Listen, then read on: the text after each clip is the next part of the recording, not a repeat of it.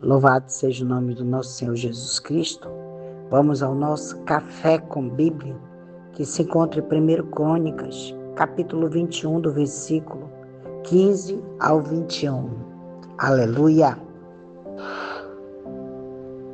E enviou o Senhor o anjo a Jerusalém para destruí-la. Mas, estando ele destruindo, olhou o Senhor e se arrependeu daquele mal, e disse ao anjo destruidor: basta, detém agora a tua mão. E o anjo do Senhor parou perto da eira de Ornã, o Jebuseu. A palavra se arrependeu, né? A palavra se arrependeu, como é usada aqui em relação ao Senhor. Não significa que Deus muda, porque, de fato, Ele nunca muda. Entretanto, a sua direção pode variar segundo a obediência ou a desobediência do homem. Não foi uma coincidência que o anjo tinha parado perto da eira. Como sempre, a cevada tem que ser separada da palha. E se requer uma eira para fazer isso. Está lá em Mateus 3, capítulo 3, do versículo 12. Vemos neste texto que o pecado de ignorar a cruz é, pelo menos, um dos piores pecados. Talvez até mesmo o pior pecado que se pode cometer.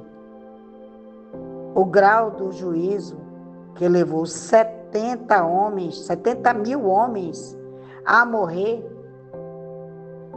confirma essa afirmação, né?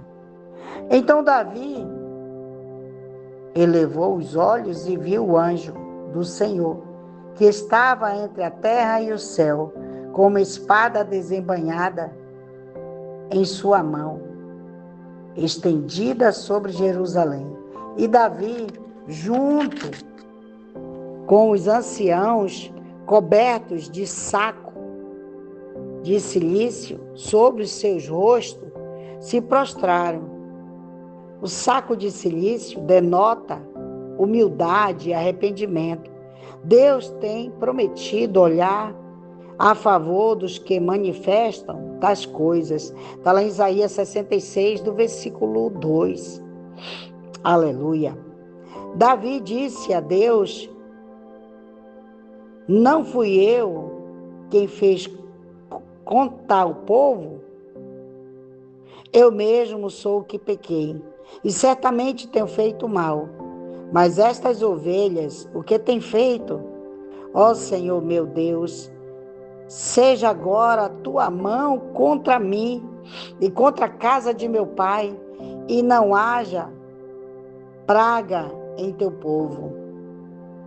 Num certo sentido, Davi se comportou aqui de modo semelhante a Moisés, quando o Senhor estava por destruir o povo, devido ao bezerro de ouro. Está lá em Êxodo, capítulo 32, do versículo 11 ao 14. Além disso, até mais importante, Davi aqui é um tipo de Cristo, que neste momento está intercedendo por todos os crentes. Está lá em Hebreus, capítulo 7,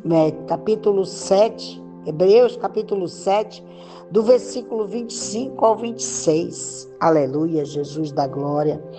Davi compra o terreno do templo e constrói um altar e faz expiação.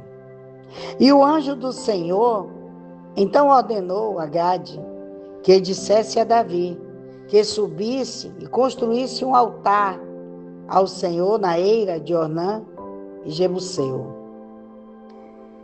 Aleluia. Este seria o lugar exato onde o templo seria construído. Portanto, mas onde abundou o pecado, superabundou a graça. Está lá em Romanos, capítulo 5, do versículo 20. Aquilo que Davi tinha ignorado ao tomar o censo, o altar, que tipifica a cruz, teve que ser levantado aqui. Por isso, Paulo disse: nós pregamos Cristo crucificado. Está lá em 1 Coríntios, capítulo 1, do versículo 23. A igreja moderna atualmente incorre neste dilema, tentando encontrar uma solução, e a única solução é a cruz. A igreja tem que voltar para a cruz. Aleluia, Deus. Então Davi subiu conforme a palavra que Gade lhe havia dito, em nome do Senhor. Os verdadeiros profetas de Deus estão dizendo a mesma coisa na atualidade, na igreja moderna. Construam um altar, mas infelizmente os crentes pouco prestam atenção. E Onã, que era o dono da eira, virando-se, viu o anjo, e por isso se esconderam os 4 filhos dele, que com ele estavam. Onã debulhava o trigo. Aleluia. Este quadro é assombroso. A ira de Deus está por cair sobre a cidade. O culpado está confessando os seus pecados. O sacrifício sem mancha é imolado. E o juízo de Deus é vindicado e honrado. A graça é mais aparente, abrangente, quando se nota que o terreno sobre o qual este sacrifício mais satisfatório foi devotado e pertencia a um gentil, Onã, o Jebuseu.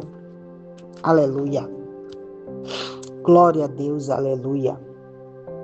E vindo Davi, Onã, este olhou e viu Davi, e saindo da eira, prostrou-se em terra perante Davi. Obviamente, Onã estava surpreso ao ver o rei naquele lugar. Aleluia, Jesus da glória. Graças e graças eu te rendo, Senhor. Neste momento, Pai querido, eu te peço, visita, Jesus. Eu te peço, Senhor, que aqueles que abriram o coração para ti, Senhor, que o Senhor venha mudar a história. Porque nós sabemos que precisamos de mudança, sim, para que as bênçãos cheguem. Oh Deus querido, Deus amado, aonde chegar essa mensagem, Senhor, abençoa. Em todas as áreas de suas vidas, eu te peço, porque o poder é teu e a glória é tua. Amém?